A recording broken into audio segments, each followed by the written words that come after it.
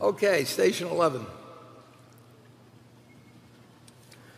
Mr. Buffett and Mr. Munger, thank you for taking my question.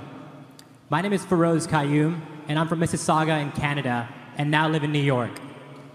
My question is how to best emulate your success in building your circle of competence. Given the environment today in investing is a lot more competitive than when you started out, what would you do differently, if anything at all, when building your circle? Would you still build a very broad generalist framework?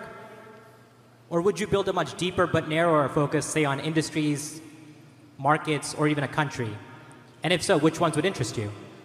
Thank you.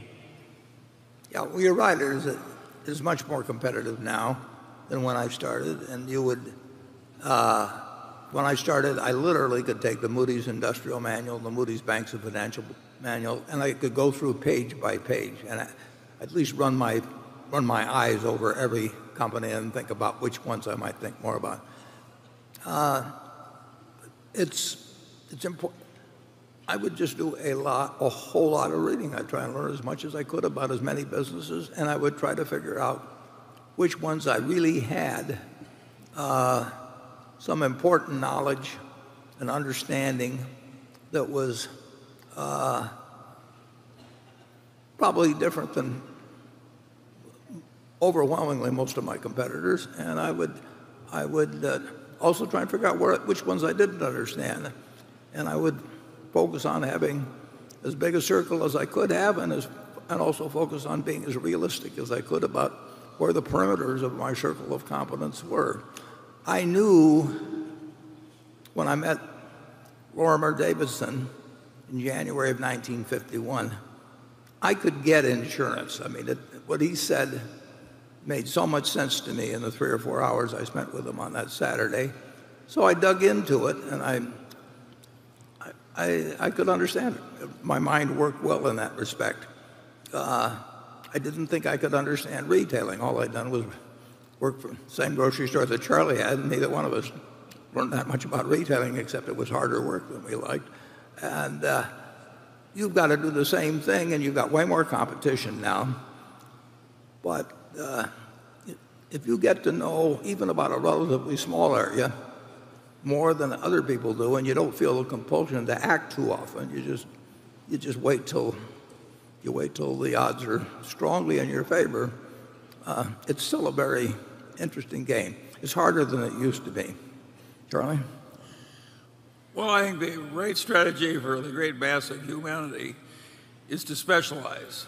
Nobody wants to go to a doctor that's half proctologist and half dentist, you know.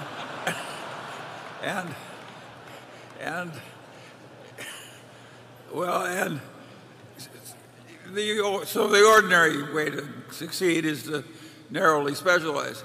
Warren and I really didn't do that, and we didn't because we prefer the other type of activity. But I don't think we can recommend it to other people. Yeah, it was a little more treasure hunting in our day, and it was easy to spot the treasure. We made it work, but it was kind of a lucky thing. Yeah. It's not the standard way to go. The business, at least I best understood, actually was insurance. I mean, and I had very little competition. And I went to the insurance department in Harrisburg, Pennsylvania. I remember one time I drove there just to check on some Pennsylvania company, and this is when you couldn't get all this information on the internet. And I went in and I asked about some company, and the guy said, "You're the first one that's ever asked about that company." And there wasn't a lot.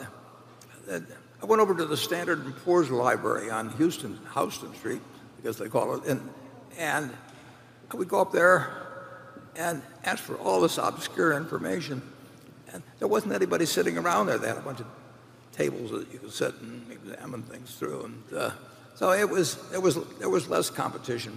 But if you know even one thing very well,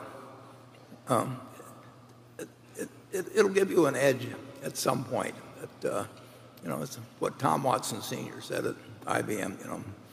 I'm no genius, but I'm smart in spots, and I stay around those spots. And that's basically what Charlie and I try to do, and I think that's probably what you can do, but you'll find that those spots... Yeah, we did it in several fields. That's hard. And we got our head handed to us a few times too. Yeah.